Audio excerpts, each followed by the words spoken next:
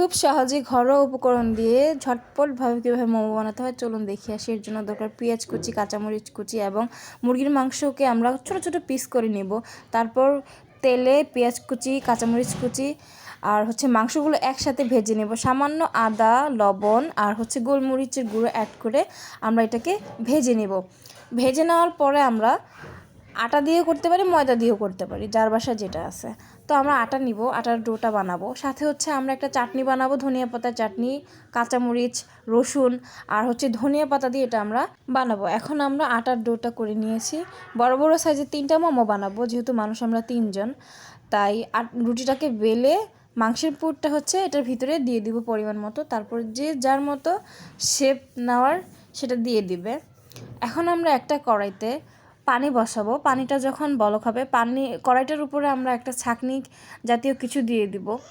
তারপরে পানিটা যখন